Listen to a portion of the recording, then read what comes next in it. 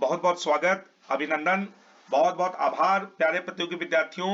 गुरुकुल के YouTube channel पर आज 2 अक्टूबर को विश्व अहिंसा दिवस, महात्मा गांधी के जन्म दिवस के दिन हम लोग आप लोगों के लिए इस YouTube चैनल के माध्यम से एक शानदार और जानदार वीडियो लेकर के आए हैं, जिसके माध्यम से महात्मा गांधी की जीवन गाथा आपको समझने में बहुत ही आसानी होगी और साथ ही साथ इनके विचारधारा को भी आप बहुत अच्छे तरीके से जानेंगे।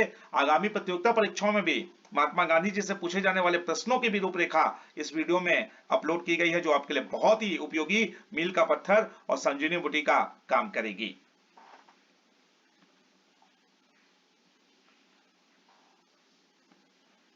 छात्रगण, जैसा कि आप जानते हैं 2 अक्टूबर 1869 को गुजरात के पोरबंदर में महात्मा गांधी का जन्म हुआ था, जिन्होंने अहिंसा रूपी अस्त्र से भारत को आजादी दिलाने में अति महत्वपूर्ण भूमिका निभाई थी। इनके पिता करमचंद गांधी राजकोट में दीवान थे। माता पुतलीबाई जो कि एक धार्मिक महिला थी और गांधी जी की पत्नी का नाम कस्तूरबा गांधी था। गांधी जी का जब विवाह हुआ था तो उस समय कस्तूरबा गांधी की उम्र 14 साल थी और गांधी जी की उम्र 13.5 साल थी, यानी गांधी जी की उम्र कस्तूरबा गांधी से छोटी थी। ये क्वेश्चन भी प्रतियोगिता परीक्षाओं में आता है, छात्रगण इसे ध्यान में रखिएगा। साथ ही साथ गांधी जी को 4 पुत्र हुए थे, हरिलाल, मनीलाल, देवदास और रामदास। ये भी आप लोगों को ध्यान में रखना होगा, ये भी अपने आप में बहुत इंपॉर्टेंट है।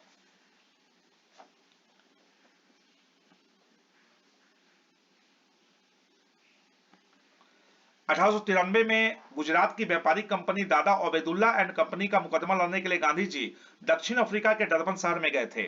छात्रगण, वहां पर उन्हें काले गोरे श्वेत अश्वेत रंगभेद नीति का सामना करना पड़ा और सेंट पीटरमेरिट्सबर्ग रेलवे स्टेशन पर चलती ट्रेन से इन्हें धक्का दे दिया गया। छात्रगण, यहीं पर गांधी जी का जो है विचारधारा में जबरदस्त परिवर्तन हुआ और सूट बूट वाले गांधी जी एक जबरदस्त रूप से जो है उन्होंने सत्याग्रह रूपी अस्त्र के द्वारा दक्षिण अफ्रीका में रंगभेद नीति के समापन करने का निर्णय लिया और इस निर्णय के तहत उन्होंने वहां पर एक लंबे प्रवास, एक लंबी अवधि को बिताया था।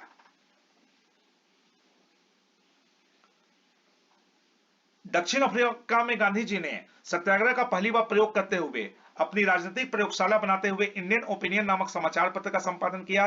हिंद स्वराज नामक पुस्तक की रचना उन्होंने पानी के जहाज में यात्रा के दौरान जब वो लंदन से दक्षिण अफ्रीका आ रहे थे तब लिखी थी। जॉन रस्किन की पुस्तक अनटू द लॉस्ट से यह पुस्तक प्रेरित थी। हिंद स्वराज भारतीय नेटाल कांग्रेस नामक संस्था या पार्टी की उन्होंने स्थापना की थी।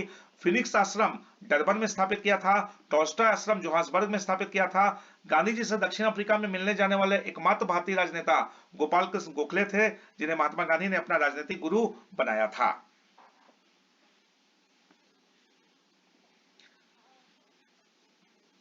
नौ जनवरी 1915 को 21 वर्ष और उससे भी ज्यादा लंबे अवधि के प्रवास के बाद महात्मा गांधी का आगमन भारत हुआ। भारतीयों ने पलके पावले बिछाकर इनका स्वागत किया।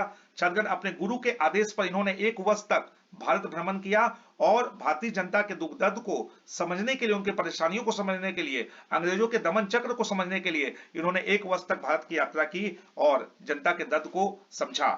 छात्रगण, इसी बीच बिहार के राजकुमार शुक्ल के विशेष आग्रह पर महात्मा गांधी ने चंपारण सत्याग्रह में भाग लेना स्वीकार कर लिया। 1917 में बिहार के मोतिहारी में स्थित चंपारण नामक स्थान में नील कृषकों को नील की खेती करने के लिए मजबूर किया जाता था, जिसे दिनगठिया पद्धति या गिरमिटिया प्रणाली कहते थे। इसके तहत किसानों को अपने कुल भूमि के 3/20 भाग पर नील की खेती करना अनिवार्य था, जिससे उनकी जमीन की उर्वरा शक्ति खत्म हो जाती थी। इसी के विरोध में गांधी जी ने पहली बार सत्याग्रह रूपी अस्त्र का प्रयोग चंपारण सत्याग्रह में किया था और भारत के वायसराय लॉर्ड चेम्सफोर्ड को लगभग 1000 किसानों के आवेदन भेजे थे, जिसके कारण चंपारण एग्रीगेशन कमेटी का गठन लॉर्ड चेम्सफोर्ड ने किया और महात्मा गांधी को भी इसका सदस्य रखा गया। इस कमेटी की रिपोर्ट के आधार पर चंपारण सत्याग्रह में तिनकठिया पद्धति या गिरमिटिया प्रणाली समाप्त कर दी गई और गांधी जी का यह पहला सफल जन आंदोलन साबित हुआ। अहमदाबाद मिल मजदूर आंदोलन में गांधी जी ने अनशन या भूख हड़ताल का पहली बार प्रयोग किया। 15 मार्च से 18 मार्च तक इन्होंने मात्र 4 दिनों में प्लेग बोनस की जो मांग थी मजदूरों की 35% की, उसे मांग को पूरी करवा दिया। अंबालाल साराभाई जो कि मिल मालिक थे, वो गांधी जी के मित्र थे, लेकिन गांधी जी ने सत्याग्रह और अनशन का प्रयोग करते हुए इस आंदोलन में शानदार रूप से सफलता हासिल की। और जो बहन थी अनुसुईया साराभाई, अंबालाल साराभाई की, वो गांधी जी के समर्थन में थी। यह भी अपने आप में बहुत ही आश्चर्यजनक है। गांधी जी ने इस आंदोलन के दौरान पहली बार ट्रस्टीशिप का सिद्धांत दिया था भारतीय इतिहास में। अहमदाबाद मिल मजदूर आंदोलन 1918।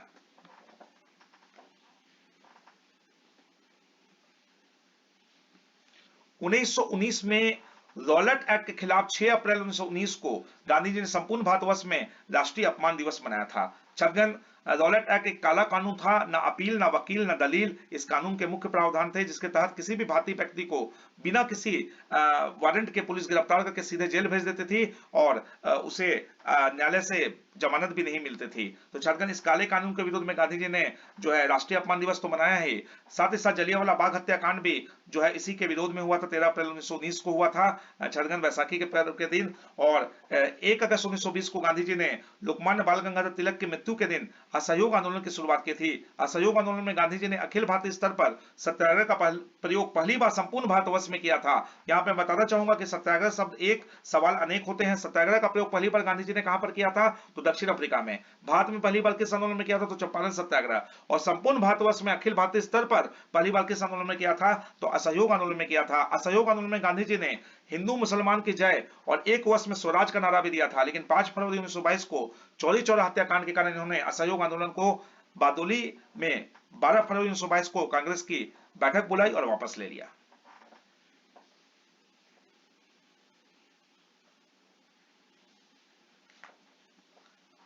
गांधी जी ने प्रथम विश्व युद्ध में अंग्रेजी सेना की मदद की थी, जिसके कारण अंग्रेजों ने उन्हें अपना सर्वोच्च सम्मान कैसरे हिंद दिया था।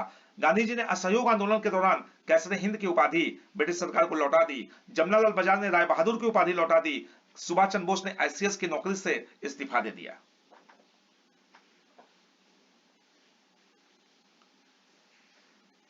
पांच फरवरी 1922 को उत्तर प्रदेश के गोरखपुर जिले में चौरी चौरा हत्याकांड के बाद गांधी जी ने असहयोग आंदोलन को वापस ले लिया था।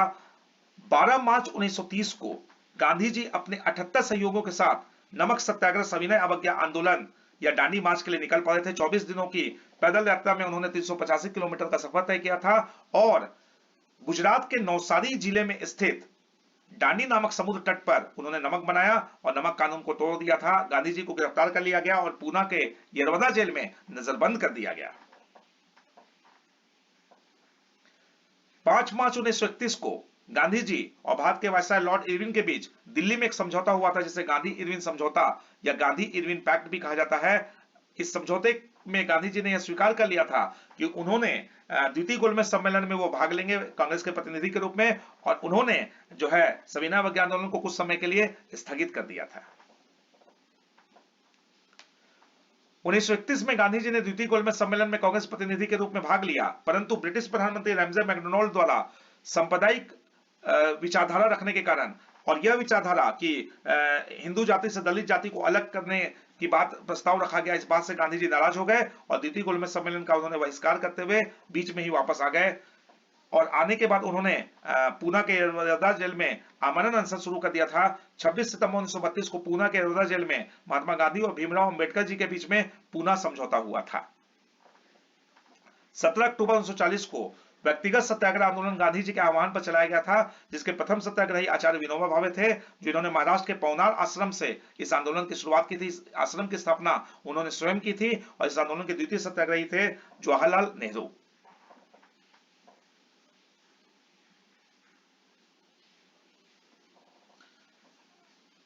आठ अगस्त 1942 को मुंबई के ग्वालियर टैंक मैदान में भारत छोड़ो आंदोलन के प्रस्ताव को कांग्रेस ने पारित कर दिया था। इस समय कांग्रेस के अध्यक्ष मौलाना अबुल कलाम आजाद थे।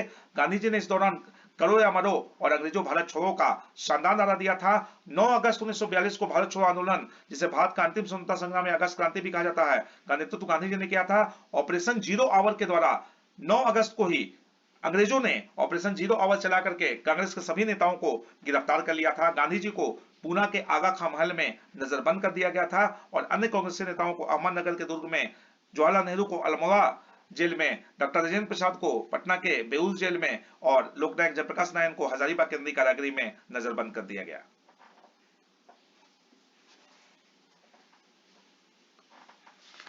30 जनवरी 1948 को दिल्ली के बिरला हाउस में संध्याकालीन प्रार्थना सभा के दौरान महात्मा गांधी की हत्या नाथूराम गोडसे ने कर दी थी।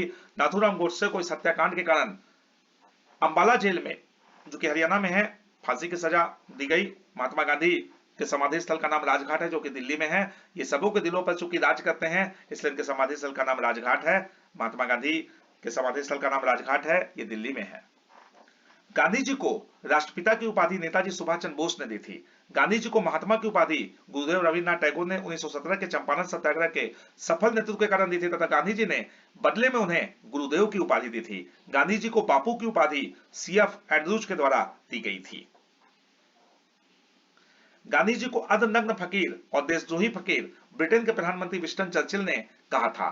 गांधी जी को one man boundary force Lord Mountbatten ने कहा था, क्योंकि नोआखली नामक स्थान में जो दंगे हुए थे, वहां 50,000 ब्रिटिश सेना उस दंगों को रोक नहीं पाई थी। गांधी जी ने अपने दम पर उन दंगों को रोक दिया था, इसलिए भारत के गवर्नर जनरल लॉर्ड माउंटबेटन ने उन्हें वन मैन बाउंड्री फोर्स कहा था। गांधी जी को रिक्रूटमेंट सार्जेंट की उपाधि कांग्रेस के गर्मपंथी नेता कहते थे, क्योंकि इन्होंने प्रथम विश्व युद्ध में भारतीयों को अंग्रेजी सेना में भर्ती करवाया था, इसलिए इन्हें रिक्रूटमेंट सार्जेंट कहकर के गर्मपंथी नेतागण इन्हें उपहास उड़ाते थे।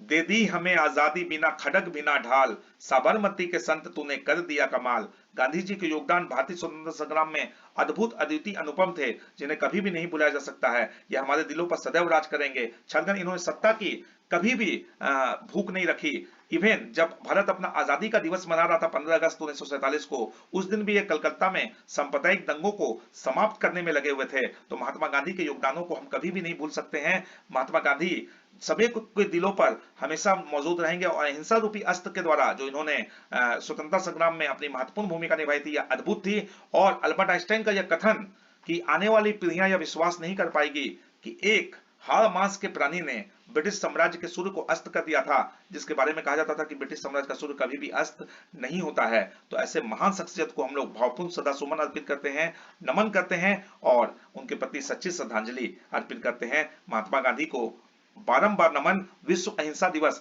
इन्हीं के जन्म दिवस के दिन 2 अक्टूबर को मनाया जाता है। और आज ही जय जवान जय किसान का नारा देने वाले लाल बहादुर शास्त्री जी का भी जन्म दिवस है। उन्हें भी हम नमन करते हैं, जिन्होंने 1965 के भारत पाकिस्तान युद्ध में पाकिस्तान को करारी शिकस्त दी थी और पाकिस्तानी सेना को धूल चटाई थी। दोनों महान व्यक्तित्वों को बहुत बहुत नमन, भावपूर्ण श्रद्धा सुमन।